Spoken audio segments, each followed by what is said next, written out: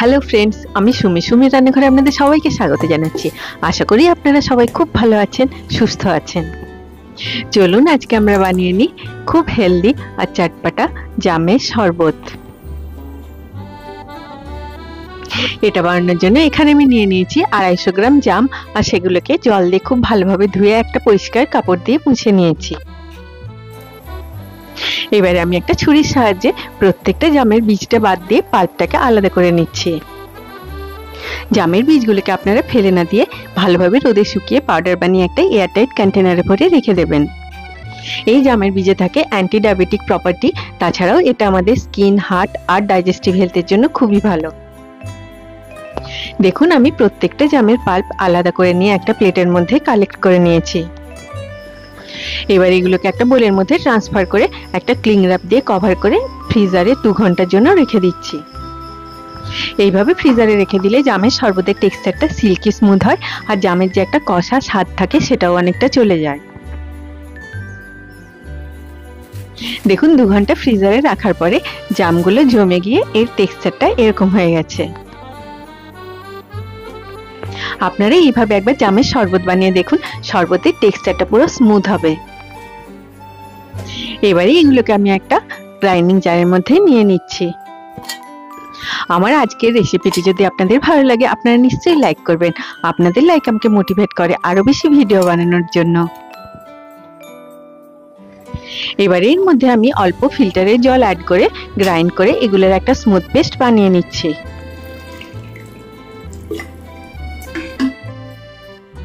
আশা করি আপনারা দেখেই বুঝতে পারছেন এই জামের পেস্ট বা পিউরিটির টেক্সচারটা কতটা স্মুথ হয়েছে।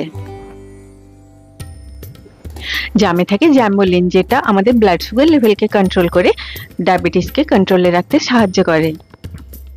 তাছাড়াও এটা আমাদের ডাইজেস্টিভ, হার্ট আর স্কিন হেলথের জন্য খুব ভালো, আর এটা অ্যানিমিয়াকে প্রিভেন্ট করে। এবার আমি এর মধ্যে দিয়ে দিলাম 1/2 টিস্পুন পাতিলেবুর রস, আর দিয়ে দিলাম বেশ কিছুগুলো ফ্রেশ পুদিনার পাতা। দিয়ে দিলাম 1 টিস্পুন জলজিরা, আপনারা চাট মশলাও দিতে পারেন। আর দিয়ে দিলাম স্বাদ মতো বিট নুন বা ব্ল্যাক সল্ট। নুনটা আপনারা একটুখানি দেখে দেবেন, কারণ জলজিরা বা চাট মশলাতেও নুন থাকে। দিয়ে দিলাম 2 টিস্পুন গুড়ের পাউডার। এই শরবতটা আপনারা সুগার ফ্রি দিয়েও বানাতে পারেন, আবার মিষ্টি না দিয়েও বানাতে পারেন। এবারে এটাকে আমি আরেকবার গ্রাইন্ড করে সব উপকরণগুলোকে জামের পিউরিটার সাথে খুব ভালোভাবে মিশিয়ে নিলাম।